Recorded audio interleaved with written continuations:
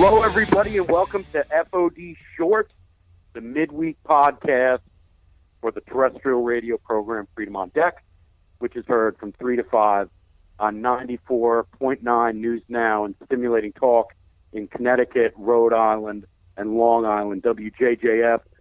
You can look into all of the details about the show on FreedomOnDeck.com, and you can look about all of the details with the station on 949newsnow.com. I'm Chet Martin, joined as always by Stevie Burton. Stevie, what's up, buddy? I'm hanging in there, trying to assess the damage and the benefits of last night. Okay, so here we go. All right. Well, obviously, when we say last night, we're talking about election night Tuesday, because by the time this post, it'll be Thursday morning probably. Yeah, so listen, we're talking about election night Tuesday, and we wanted a red tsunami because we believe that our country is moving forward, and we want them to move forward. We want our political system to move forward in a good way with the Trump agenda. But you know what? It wasn't a blue wave. It was like a blue ripple. The Republicans did take seats in the Senate. The Senate's fine. Now, the House is screwed up. Yes, the Democrats got their wins. But I was reading through some of the histrionics on all of this, and this is nothing abnormal, okay? In 1982, going back to 82 with President Reagan, after his first 2 years in office, lost and split 26 seats in the House towards Democrats. Right. Now, the issue, and we can go through all the presidents since then. President Trump actually did very well Tuesday night, believe it or not, despite what looking at it and saying you want a red tsunami. We fared very well. Well, it doesn't hurt to think positively. No, you should.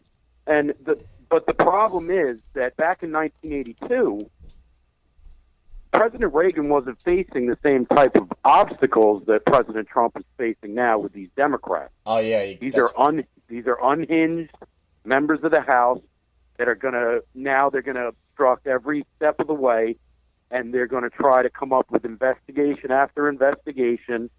And we'll talk a little bit about Sessions getting fired. I think Trump is going to put a kibosh on the Mueller investigation. We'll talk about that a little later. Mm-hmm. But there is some worry here because now you have the feeling of dread that nothing's going to get done in the House and nothing will be pushed forward in the Senate unless it's done by executive order or through the Senate itself, which can happen, but it becomes a lot more difficult. Yeah. Right? Yep. So what's your feeling? What did you find most refreshing and optimistic about Tuesday night? And what was your moment of dread? What was the real killer for you? Well, because I'm such a positive thinker, I was expecting to really, to keep the House and even gain a couple of seats. But I don't really get into the minutia of all the polling and all the data and who's running, and I don't remember all these people's names. And there's hundreds of people running for Congress and like 100 in the Senate or whatever it is. And so it's a lot to keep track of. So I was just going with my gut, saying, "Yeah, we're gonna have a red tsunami." And then I was working, I was doing whatever I had to do, and then I turned on the news and it said, "The Democrats took the House." I'm like, "No!"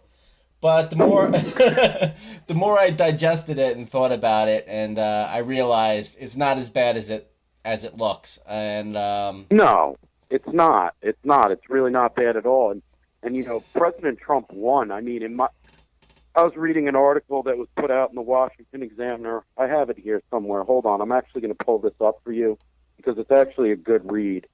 And I want you to actually be able to look it up yourself, and our listeners to be able to look it up. It's in the Washington Examiner. It's by Keith Koffler. It was put out November 7th of 2018. And it says the midterm elections results may have just assured Trump's re-election in 2020. Now, I'm not going to read through the whole thing, but what Kenneth talks about in this article is that the obstruction of President Trump is going to actually make him look more palatable. to the American people, and that they will see the Democrats as unhinged, because the Democrats are going to take the bait on this. They're not going to work with him. That's right. So what they're going to do is make themselves look worse. They're going to make their base look worse. They're going to continue to be unhinged. You're still going to see people saying crazy things like supporting Antifa and not being able to, Hillary's statement of not being able to work with folks on the other side or be civil. And things like that are going to continue to be said by this party that's unhinged. Yeah. And it's going to make Trump more palatable to the American people and basically get him reelected. So there might be a silver lining here throughout all this.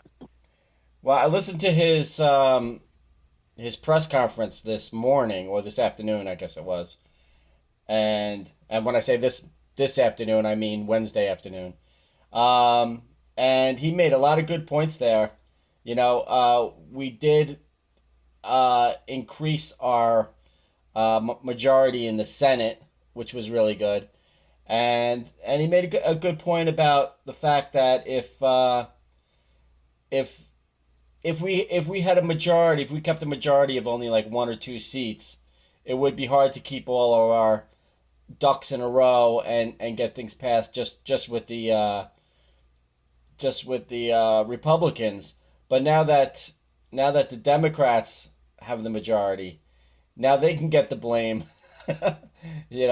And maybe they'll be and maybe they will have more incentive to strike deals with President Trump. No, he went out on the tour with the Senate members hard. He hit hard. Yeah, had he not done that, it would have been a lot worse. That's for sure.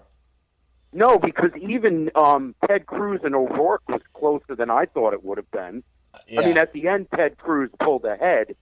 And I don't know if you saw O'Rourke's concession speech, but that was pathetic. He said, "Oh, I'm so fucking proud of you guys." Yeah. And I'm like, is this guy kidding me? I know, really. But President Trump, he pushed through a lot of the Senate wins. But some of the more unhinged people out there, it's interesting to see Brian Kemp was declaring his victory in the Georgia governor's race.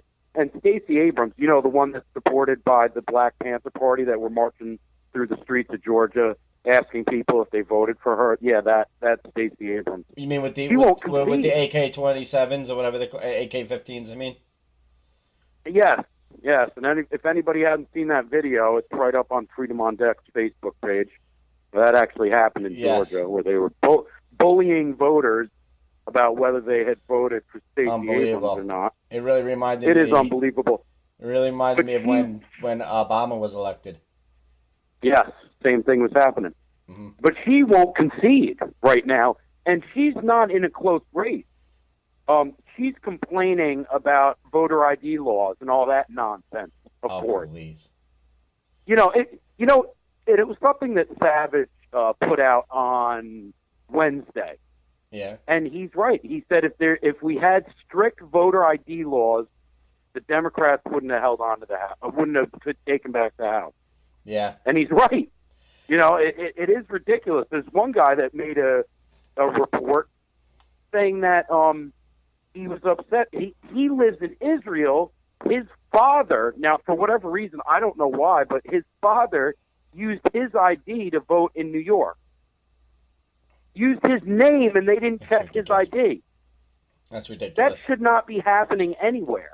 My son was on a business trip on election day, and I could easily have went back. I could have easily have changed my shirt and went back in there and voted under his name. They wouldn't have even have blinked, because they don't ask for your ID in New York. I should have, but you know what it is. The little voice inside my head. Maybe it was the Holy Spirit, or maybe no, you did the right thing. Maybe I am actually a good person deep down inside. But I said no, I'm not. I don't want to cheat because I don't want to jinx the results, and I don't want to be part of that.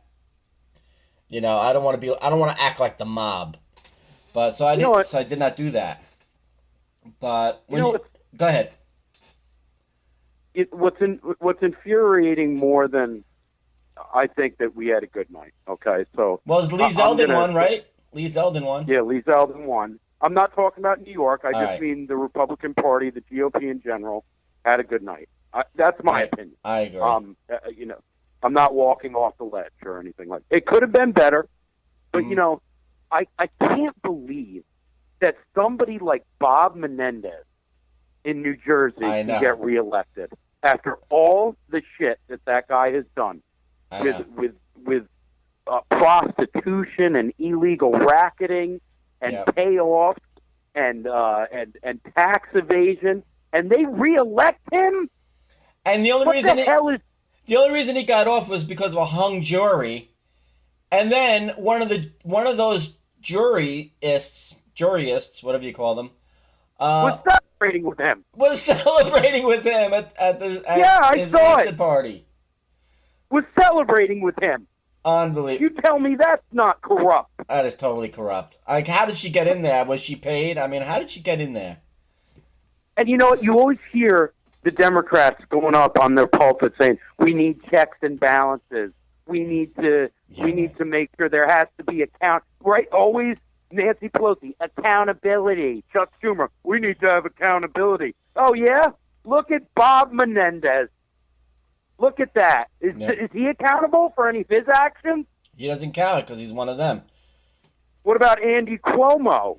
Oh, that my piece God. of shit. Well, I knew he was going to win anyway, so...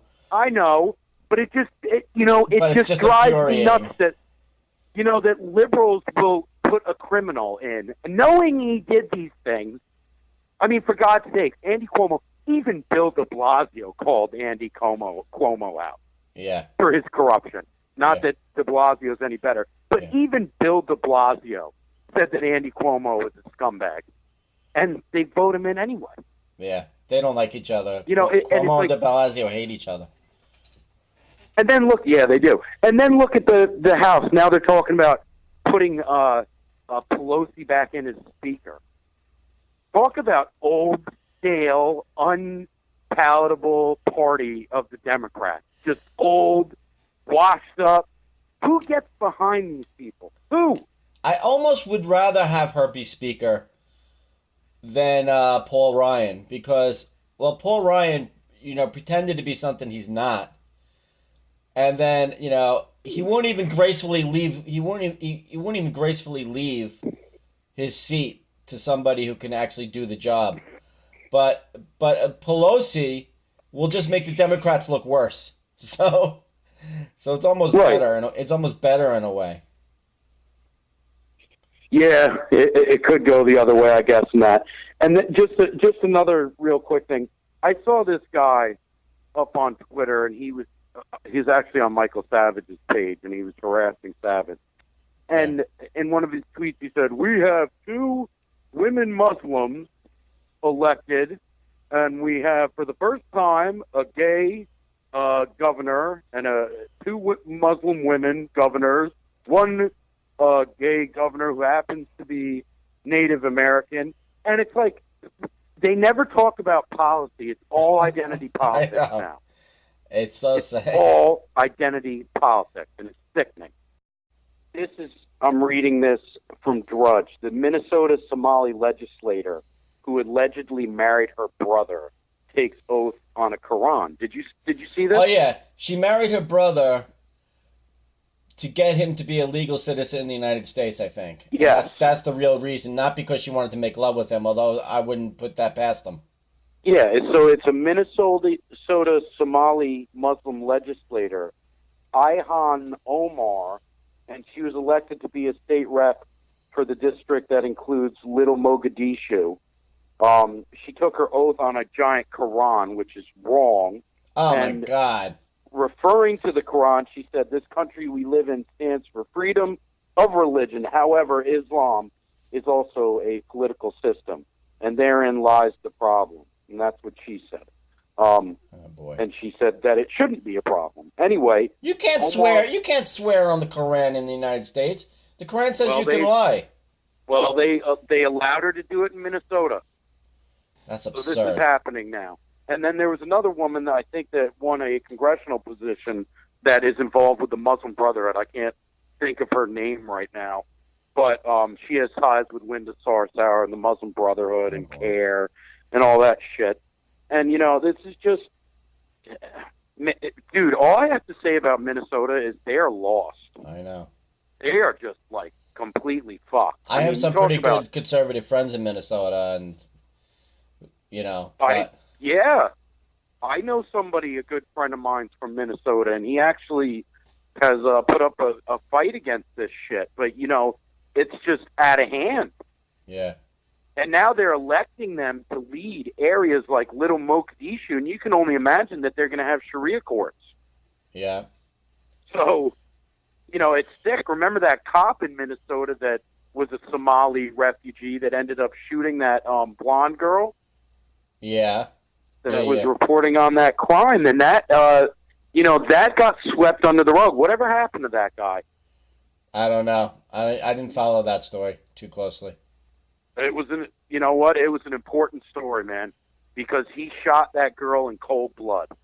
There was no reason for him to shoot her. She was reporting a crime. She reported a crime in Minneapolis. Him and his partner pull up. She comes out of the building. He shoots her dead. Yeah, I don't even remember that one. There was so many of them that I can't even keep track. Yeah, I know. It's disturbing.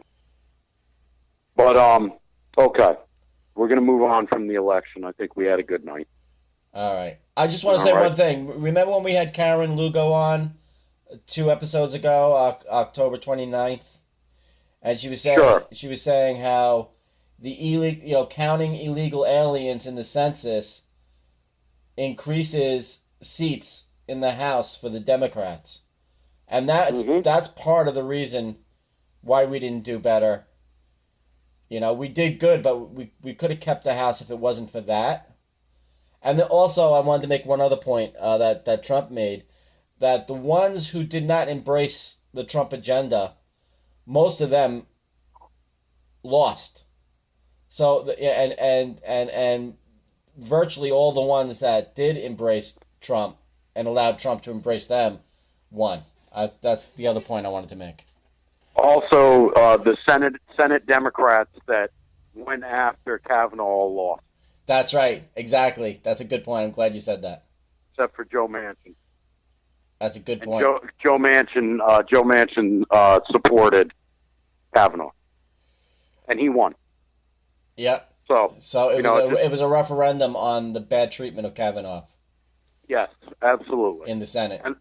And I think you make a good point with the Karen Lugo point that you made. That's absolutely true. And that's and I was listening to it. I had to listen to that a couple of times before I fully understood everything she said.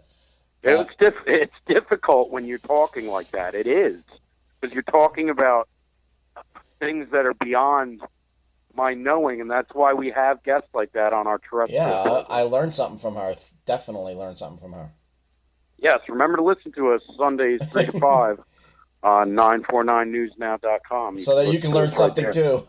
You can learn something too. We all learn things. Listen, Jim Acosta on Wednesday acted like a big bitch when President Trump was out doing a press conference, and he was there to talk about the midterms. Yeah. And Jim Acosta went in a total different direction, right? I mean, wasn't even referring to the midterms. He started talking about investigations and the caravan. Caravan. And President Trump, I think at first was actually pretty reserved with him and told him, it's enough of this. You've always been, you got a bad attitude. You shouldn't even work for CNN. Yeah. And it was great when he went to the next guy, and the next guy stood up and he said, well, I think Jim, has a pretty good record. And Trump was like, I don't really like you either. But, this guy is so unhinged. So it gets to the point where a young intern of President Trump's comes and tries to take the microphone away from her. And he physically pushes her. Yeah, I saw that. With the microphone and pulled the microphone back like a little kindergartner. Fights with a Lego. Fights with a woman. fights with a woman over the microphone when she's just trying to get the mic. President Trump called on someone else, so that's her job to get the microphone and pass it. And he should be fired from CNN. I know they won't, because as long as it's violence against a conservative, it's okay. Yeah. But this guy's unhinged. And now the media, I think, is going to get even worse. That's another shebang with this with these midterms, is that I think they're going to get even more unhinged. Yeah. And they're going to want, of course, they're going to want this Russia gate reopened and all that. You know what you need? Instead of having a woman passing around the microphone, you need like a big guy like Lee Elsey. Yeah. Handling the microphone. Trying to get the mic out of his hand. Yeah, our morning show guy on the terrestrial program, Lee Elsey. He's a pretty big guy. You could have Stone Cold Steve Austin out there. Or, just some badass. Yeah, he wouldn't do it then. Yeah, exactly. That's the kind of little pathetic maggot that Jim Acosta is. It reminds me of that jerk who grabbed this soda drink from those two kids and threw it in their faces because they were wearing a MAGA hat. He's like, why don't you pick on somebody your own size? Yeah, little fucking flake. It's gotten, and then there was this other video that came out. Did you see the one with the black Trump supporter in Starbucks? Refresh my memory. Well, he's wearing a Trump hat, and he's got like some skinny jeans on, and it's a skinnier black kid. Yeah. And he's got his MAGA hat on, and these two white liberals come in and harass him. One's got this like Kansas City Chiefs jersey on. I'm sure people listening have seen it. I didn't see that one. Yeah, I put it all over. I usually watch all this stuff. And they were harassing him, and they filmed it like the little cockroaches that they were. You know what always pisses me off, man? And then they threw his hat on the ground. They didn't beat him up or anything. Yeah. But they were basically denigrating him and asking him how he could be black and wear something like that. Meanwhile, they're white, right? This is the irony of the left. But people are sitting there watching it. Mm-hmm. I would not sit there and watch it. And this brings me back to the press conference again. I really love the way Trump said to this woman of color, that is a really racist thing to say to me. That is a really horrible thing you said to me. And it's really racist. Because she was like throwing like white supremacism in his face and whatnot. And it wasn't just her, it was somebody else too. And both times Trump said, that's really racist and that's really horrible that you would even say that to me. It is really racist when they say that. Yeah. When they point it out to say, oh, you're a white supremacist. And I've been called it. The other week, I don't think I told you. I don't think I've ever told you this before anyway. Maybe I have. But I got in an argument with a liberal, and it was about Louis Farrakhan and how Maxine Waters and the Black Caucus pals around with Louis Farrakhan. Yeah. And I asked her and the rest of the people on this page, I said, why don't the Democrats demand that Maxine Waters and the Black Caucus shun Louis Farrakhan and his messaging about Israel being wiped off the face of the earth and Jews being eradicated? This liberal Jew became so unhinged on me. Wow. How dare you say that? You're anti-Semitic.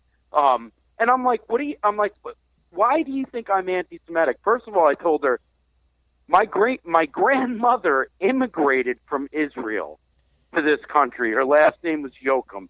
So check yourself, okay? You're defending the Jews by criticizing him. Yes, I'm saying why wouldn't you ask them to shun Louis Farrakhan because of his thoughts on Jews across the world? Right. And she became CV. You should have seen it.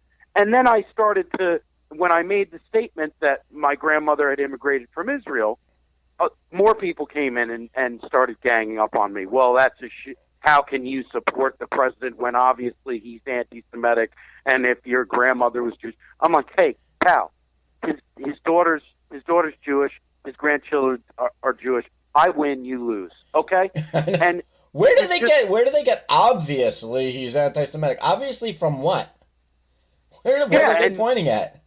And the thing that pissed me off is they know nothing of me.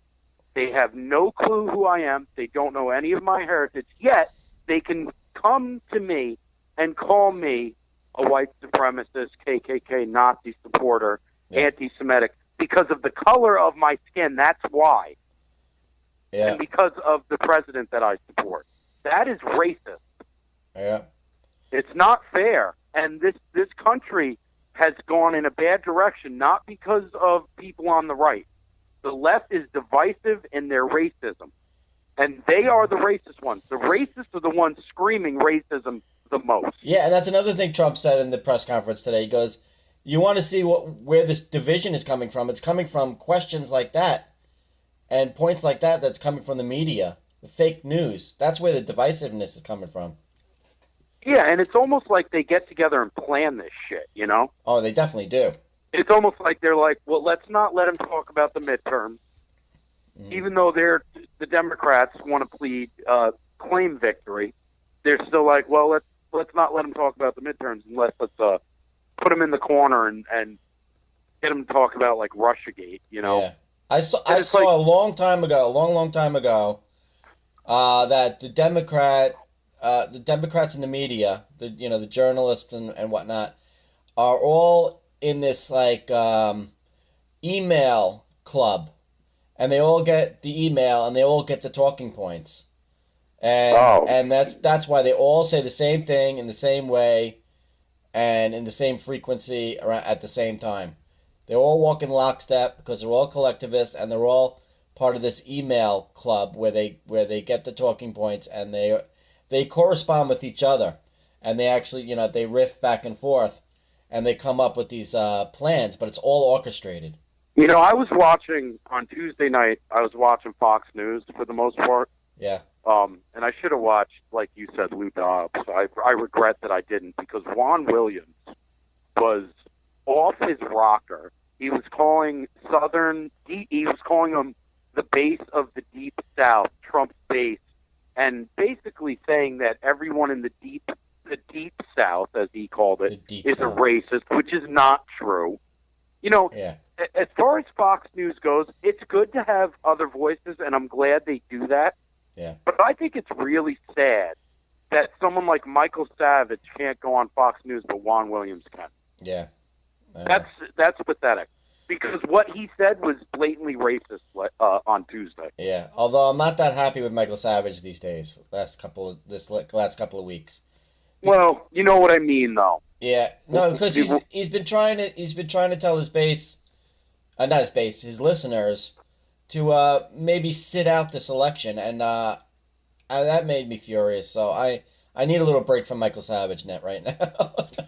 I thought he said he was saying that to get your attention or something like that. I was listening, and then someone called him out on it on the air, and he said, "I'm trying to get your attention." I don't know, but he goes in weird rants. He is who he is. Yeah. My point is, he's very moody. My point is, they're allowed to have this black racist on TV, and to have that on Fox News, to rub our nose in it. And I'll tell you one thing: Laura Ingraham kicked the shit out of him that night. I give her full props on the way she handled him. And she's fair to Michael Savage. She goes on his show. Yes, and he goes on her show on the radio. Right. Because she's not allowed to have him on Fox News. And that's wrong. I'm sorry. That's just that's not right. I mean, it's regardless of whether we're happy with Savage or not. I mean, he's always going to be a voice. I believe she's the one who told him that it was Sean Hannity. Yeah, it was Wallbanker. That is fueling the anti-Savagism. Well,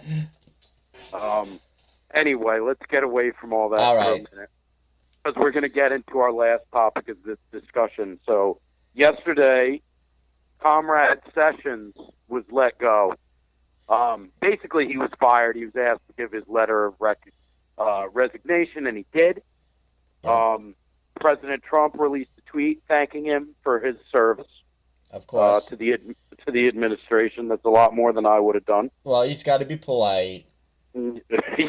Yeah. He does not, but he was. He shows a lot of graciousness when he doesn't have to. Sessions was forced out as the U.S. Attorney General.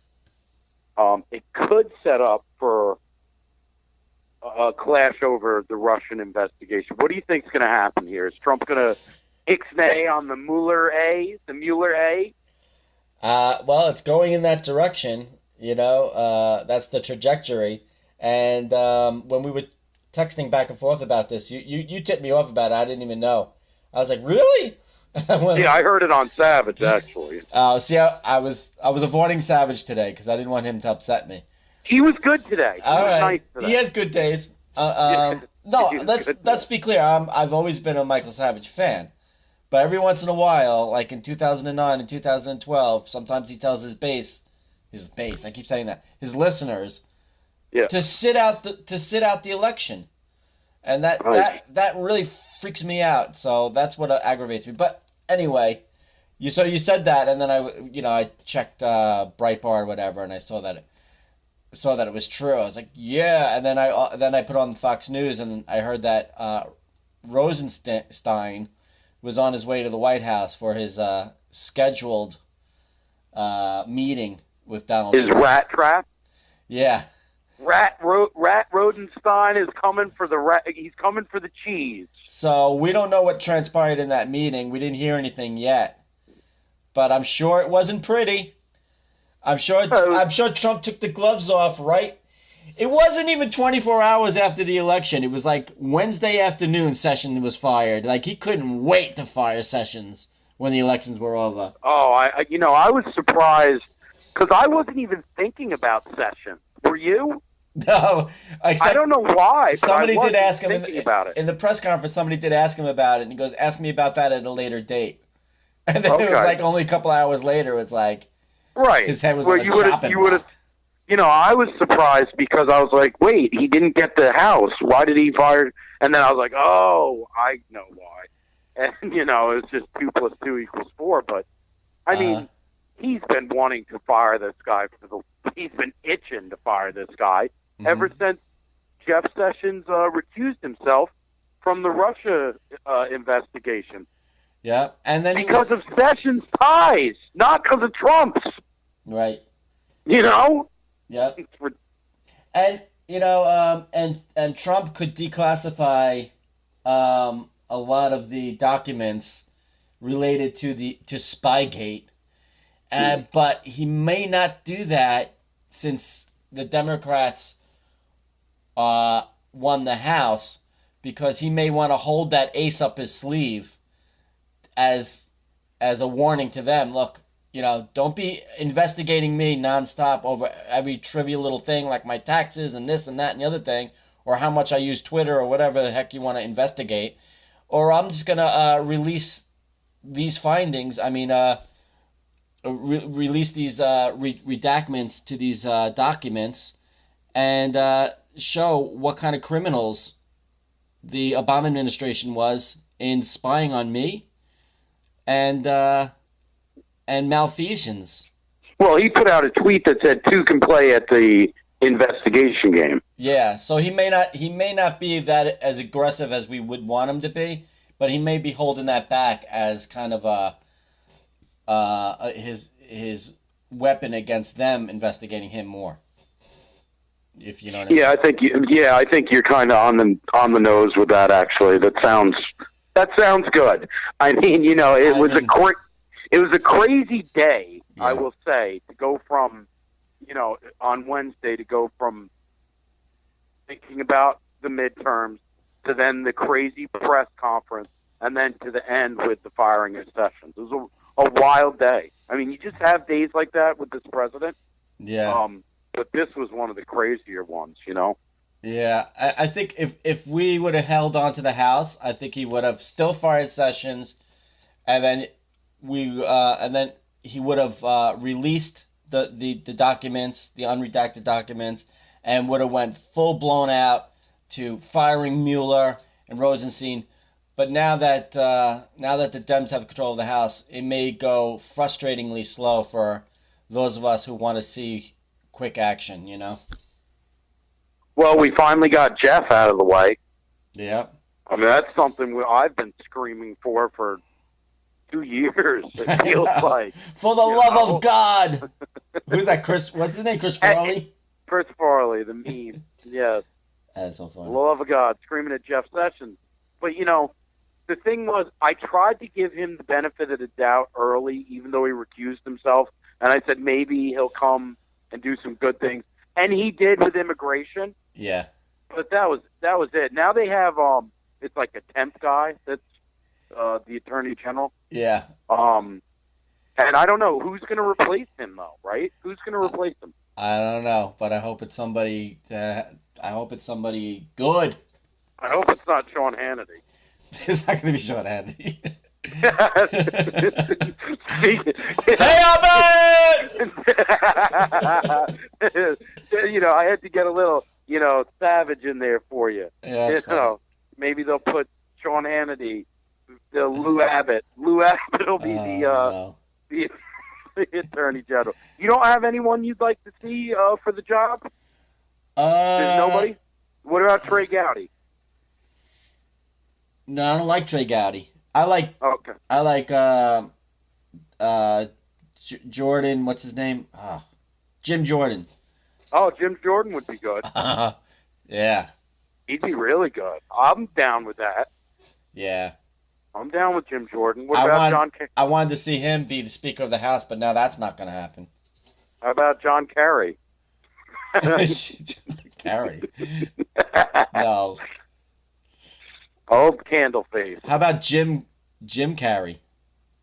Well, Jim Carrey, he embraces socialism, so be careful.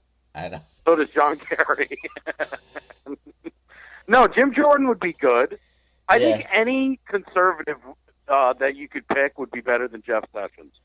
But there's also Joe DeGeneva, I think I don't know if that's how you pronounce his name. He would be excellent. He's really up on all that Spygate stuff. Listen, my ass pimple would be better than Jeff Sessions. I didn't know you had an ass pimple. Well, now it's a little too much information, right? That's so funny. So it was, like I said, it was just a crazy week. Yeah. And I think Wednesday was the hump day, Trump day. Yeah. And I'm happy with, I'm not satisfied, but I'm happy. Yep. It could have went worse, man. And thank God Trump was out there every day. And then towards the end, he did like 2 rallies a day. And then the last day, he did I think he did 3.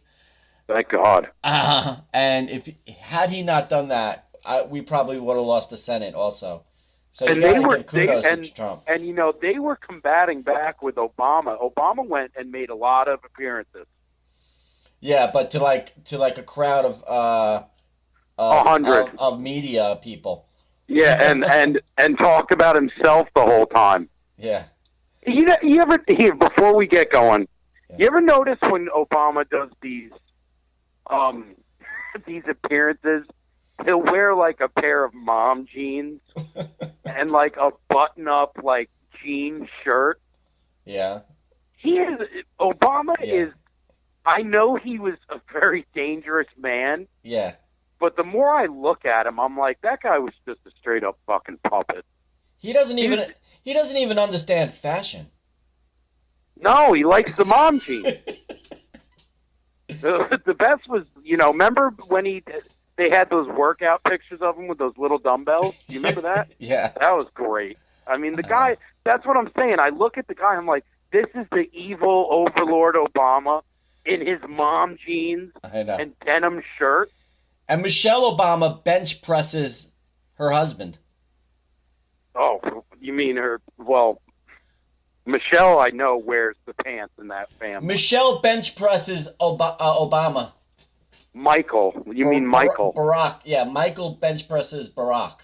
Michael with her penis. But it's not even a challenge because he's too light. Just bizarre seeing him out there, and he just like doesn't. I don't think he gets anybody excited. I just don't. Even when he rides a bicycle, he rides like a little fairy girl. Oh God, with the helmet. Have you ever seen those pictures? He's a Mary. The best one, and you have to watch this, and for anybody listening out there, go to Diamond and Silk and look up Bikers for Hillary. But listen, anyway, everybody, please come and check our show out this Sunday at 3 to 5 p.m. Eastern Time on 94.9 News Now and Stimulating Talk in Connecticut, Rhode Island, and Long Island. But most of you aren't in Connecticut, Rhode Island, and Long Island, so what you do is you go to 949newsnow.com and you can click and listen right there, or you can go into TuneIn Radio and look up 94.9 News Now, and you can also listen there. If you want to listen to any of our other stuff or just check us out in general, it's FreedomOnDeck.com, and we'd really appreciate that. We always have some of the best guests that you can find in the nation. So